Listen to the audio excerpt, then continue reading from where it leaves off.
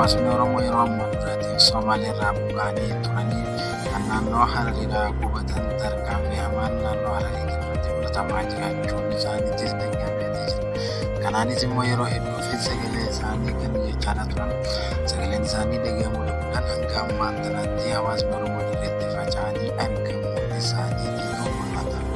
Mootummaan naannoo Hararii yeroo ammaa duraatiif gaafa barattoonni Oromoo Somaaliirraa baqatanii turan kan naannoo Harariidhaa naannoo filee jechuudhaan gara Hamaatiin asitti walii kan fudhatee ture. Yeroo ammaa kana immoo isaan kennuudhaan tarkaanfii afaan irratti fudhatamaa ture. Amma immoo gara oduu keenya lammaffaatti hojii jirutti Somaaliilaandiin dhiyeenya kana deebisaa biyya Arabaatii fi akkasumas Somaaliirra deemaa jiru deebisaa Doonaald Tiraampii fi Iraan jidduutti wal afaan deddeebiin ergaanii fudhate. Doonaald Tiraampii Iraan haleeluudhaaf qophiidhaa jechuun ni murteessite. Iraan immoo kan kanaatiifis immoo nutis waraanaaf qopheessineeti jiran jiruun oduun gara lamaanii wal afaan deebifannaan isaaniitis kan mul'atu. Haleellaan mootummaa namoonni hedduun dhiboo osoo hin ta'iniif jiraachaa jiran hanga tokkochaatti immoo afaan Turkii taasisuudhaan oduuwwanoota adda addaa dhageessan jeeyyan. Akkuma eegaltaniif chaanala kana laayikii, sheer, sabskiraayib godhuudhaan dabalatu hordofaa isiniin ja'a. Oduu keenya isa lammaffaa itti aanuun waraanni mootummaa federaalaa Itoophiyaa meeshaalee waraanaa Shaabiyyaa irraa waraanummaataaf xiyyeeffannootiif rakkina ta'ee jira jechuu beeksise. Humnoonni xiyyeeffannoodhaa Shaabiyyaa irraa meeshaalee waraanaa hedduu kan Shaabiyyaan gara Tigraayin ergee ture to'annoo isaa jala oolchuus beeksiseeti jira. Kanarraayis waan dhageessan qabeen akka xumurichaatti nafaana turtii taasisuu hin dagatinaan isiniin jaha.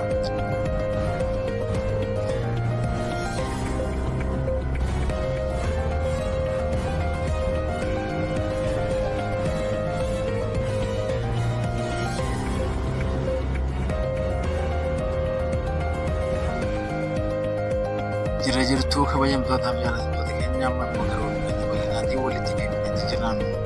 Naannoo Hararii keessatti dhalattoonni Oromoo iddoowwan jiranitti facaafamanii kan argaman sagalee takka dhabuudhaan rakkachaa akka isaan jiraniitu dhaga'ama.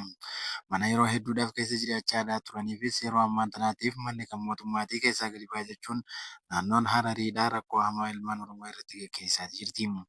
Hararii yeroo hedduudhaafis immoo lafa Oromootirraas kan jirtuu fi akkasumas lafa godina Harargee bahaa keessatti qubsiifamanii naannoo ta'uudhaan mataa ofiitiif kan bulchaa jiran ta'us garuutuu dhalattoonni Oromoo achi keessa jiran lafuma isaanii irratti rakkoon hamaan isaanirra gahaa jiraachuun isaanis mirkanaa'eeti jira. Naannoon Harariidhaa immoo ammaan tana maaltu mudateef haala kanaan gaggeeffamaadha jiran kan jedhus wantoota namoota hedduu ajaa'ibsiisu ture.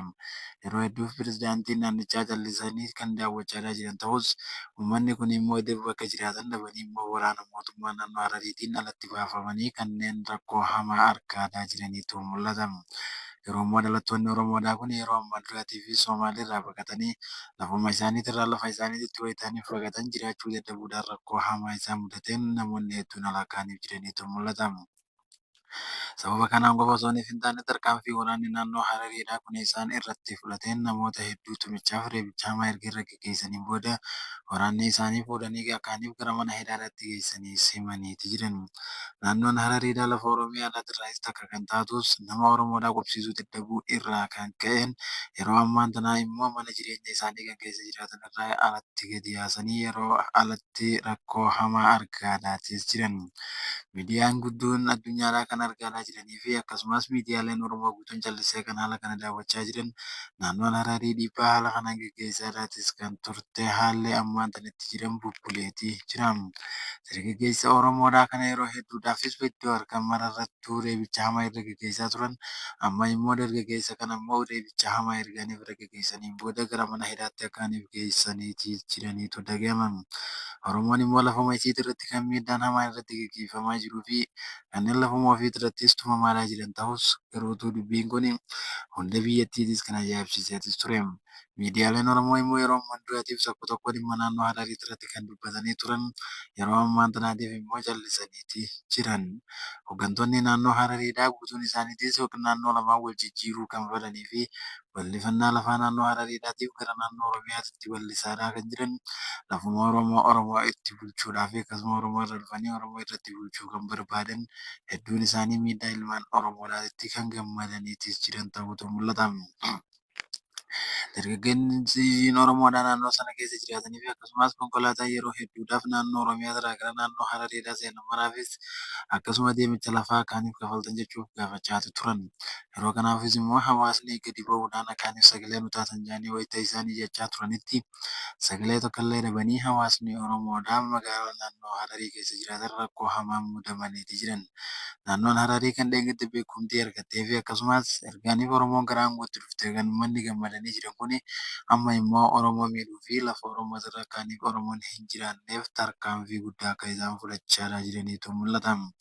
Dhalattoonni Oromoo yeroo hunda idduma itti dhalatan irraayis iddoo biraatti baqachaa yooniif jiraatanis kanuma keessa babbaqachuun isaaniitis rakkoo hamaa waan ta'eef namni tokkollee furmaata isaaniif kan fidu waan hin jirreef callisanii waa hunda eeguurra sagalee nu ta'a jechuun hawaasa isaanii Oromootti iyyachaati jiran. Iyyanni isaanii kunis immoo rakkoon ilmaan Oromoodhaa kana guute akkas hin dhumne waan ta'eef lafa irratti dhalatan irratti miidhamaniinis gabroonfamaa akkaaniif jiraniitu mul'ata. Kun immoo garuutu waan ijoo miidiyaa jalaa dhokatee jiru waaniif ta'eefis naannoon Harariidhaa lafa Oromoodhaa Oromoo bulchaa kana keessatti immoo Oromoo alatti gadi baasaadhaa Oromoo baqachiisaadhaatis ni jiran. Tarkaanfiin isaan fudhatan kun immoo tarkaanfii hamaa fi tarkaanfii laalessaa ilmaan Oromootii irratti illee fudhachuu hin mallee fi achi keessaas hooggantoonni Oromoodhaa kan jiran martinuu deebii tokko osooniif hin kennin callisaniitis haala hin taaneen daawwachaadhaati jiran. Dhimma kana keessatti immoo hooggantoonni naannoo Oromiyaadhaa kunis kan callisanii jiranii fi kanneen naannoo Harariidhaa keessa jiraatanii wayita callisanitti uummanni Oromoo achi keessatti argaman martinuu mirga isaanii dhabanii rakkoo hamaadhaaf saaxilamaniiti jiran. Yeroo ammaan duraatiifis humnootaa fi akkasumas tika biyyattii kan abdiileedhaan durfamuun lafa isaanii irraa buqqifamanii gara naannoo Harariitti wayitaaniif godaananii jiranitti amma immoo ammas haalatti godaansa biraatiif saaxilamanii akkaaniif jiraniitu mul'ata. Uummanni isaanii immoo bakkoota adda addaa jiran maraan sagalee nutaa jechuun kan iyyachaa jiran alatti gadi afamaniitis jiraachuu isaaniitiitu mul'ata. Dhalattoonni Oromoo immoo kan yeroo duraatiif jijjigaa irraa gaafa buqqaafaman irraa ka'ee naannoo Oromiyaa keessa iddoowwan adda addaa keessa facaafamanii jiran har'aas immoo gadi afamaati jiran. Rakkoon kun immoo rakkoo namooti waan ta'eef bakka jiranii ilmaan Oromoo sagalee akkaaniif nu taatan jechuudhaanis iyyataa isaanii iyyachaadhaati jiran.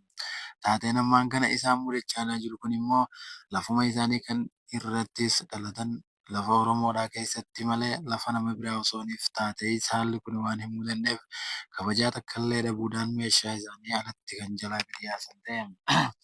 Yeroo immoo hooggantoonni biyyattiidhaa immoo tarkaanfii kana fudhachaa jiran martinuu naannoo Harariidhaa waan ta'eef Harariin dhiibbaa guddaa ilmaan Oromoo irra godhaa jirtu haala hammeessaa jirtu fakkaachaatis jirti.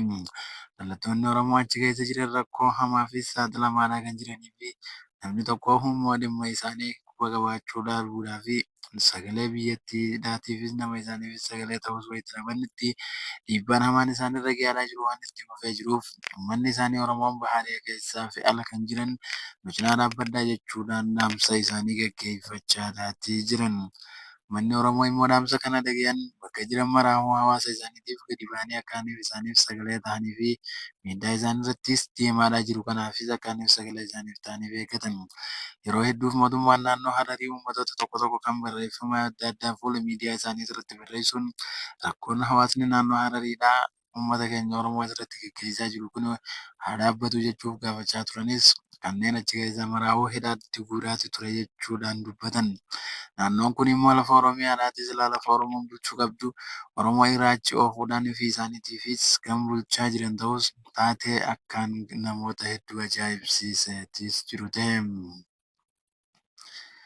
Amma immoo gara oduu keenya Fayyaha lammaffaatti wayita ciidamada Iiraanii dabarrutti Ameerikaa kattan Iraanii fi Doonaald Tiraamp gidduutti haalli hammaateetii jiran.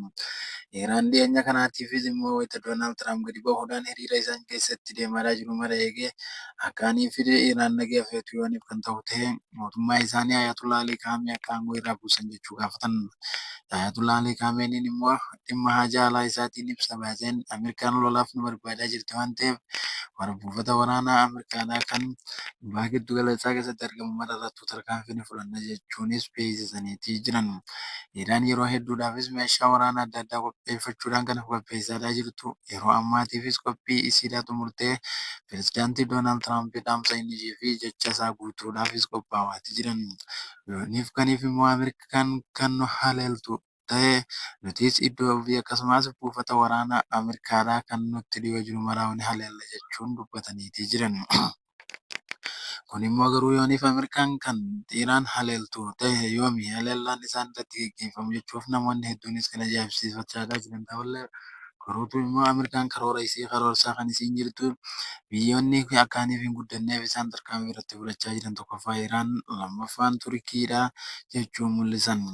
Biyyoonni Arabaa yeroo hedduudhaafis immoo sodaa Ameerikaadhaa waan qabaniif kan callisanii turan ministeerri dhimma hajaa alaa Iraan Ameerikaan lolaaf qophii taate taanaan nutis lolaaf qophiidha hanga ammaatti raajittii qopheennee teenyee eeggachaa jirra.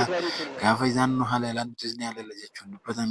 Ameerikaan immoo niwukileera pilaastikiidhaa kan kiiloomeetira 3,000 furdifamu wayita isaan qopheeffatanitti Ameerikaan immoo niwukileera pilaastikii kan kiiloomeetira 3,000 adeemu kun hedduu takka isii yaachisu isiitu mul'atan. Iraan biyyoota addunyaadhaatirraa biyyoota mara waraanaatiin akkasumas waraana lafootii fi kan samiitiinis hidhannoo guutuu qabanii fi tarkaanfii namni fedhe irratti itti fayyadamutti duuba deebisuuf qophii guddaa xumuranii jiran ta'us garuutu immoo biyyoonni Ameerikaadhaatii fi akkasumas biyyoonni biraa kanneen akka Israa'el sodaa guddaa irraayis qabaachaa jiran.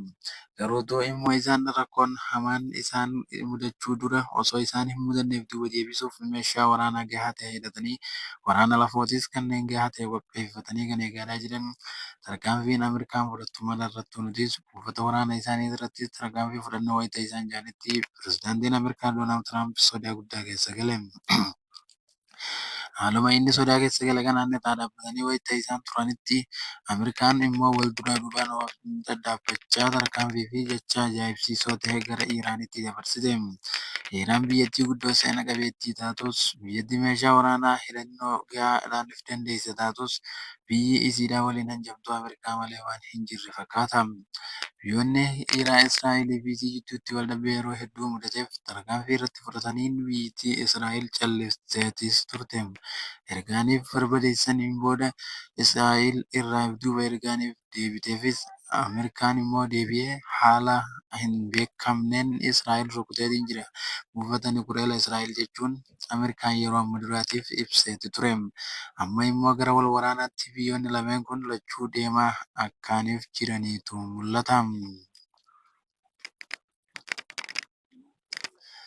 Somaalilaandiin taatee biyyattii isiitiif beekumtii ergaaniif kennameefis mudachaa jiru kana irrattiinis ilaalchisee ibsa baasteetii jirti. Pirezidaantiin Somaalilaandii Abdullaahi Abdirahmaan Irroon gara isaatiin akkana jechuudhaan dubbii isaa dubbateetii ture.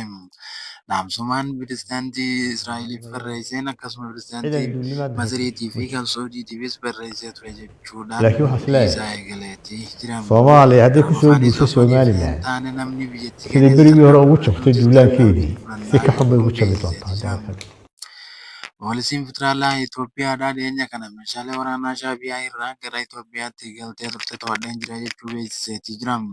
Meeshaalee waraanaa kan Shaabiyaa irraa gara Itoophiyaatti galan kana waraana fiinxaleeyyii fannootiif kan waraanni humnoonni fiinxaleeyyii naannoo Tigraay jiraatan kan Abuutiin durfamaniin gara magaalaatiin seenee akkasuma magaalaa Waldiyaatti to'atamuun isaatis beekameetii jira. Rasaasa 65,000 kan naannoo Amaaraa kana keessatti to'atame ilaalchisee humnoonni fiinxaleeyyii naannoo Amaaraa fannoodhaaf waraannii fi akkasumas mootummaan Shaabiyaadhaa Itoophiyaa diiguudhaaf qophaa'ee kan ture walitti qabee biyya isaatirraa gara Tigraayiin naannoo Amaaraatiif ergee magaalaa Waldiyaatti to'atamuun isii beeksisaniitii jiran. Humnoonni poolisii federaalaa Itoophiyaadhaa immoo ibsa gara isaaniitiin baasaniin Shaabiyaa irraa meeshaan kun ergaaniif kan nu seene ta'es nutis tarkaanfii cimaa fudhannee fi eegumsa biyya keenyaa ni eeggannaa jechuudhaan kan beeksisan tarkaanfii kanaan to'annoo isaanii jala oolchuus beeksisaniitii jiran. Meeshaaleen waraanaa kun immoo kan akkaaniif poolisii federaalaatiif akkasumas raayyaa ittisa biyyaa irratti akkaaniif dhukaafamuuf mootummaan shiftaa Eertiraatirraa kan ergameetis ture. Mootummaan Eertiraa kan yeroo hedduudhaaf umurii isaatti hanga jiru guutuu Eertiraa bulchaa jiru. Yeroo ammaan tanaatiif immoo Itoophiyaa irratti tarkaanfiin isaa akka fudhatamuufis meeshaa waraanaa warra Itoophiyaatiif kan erge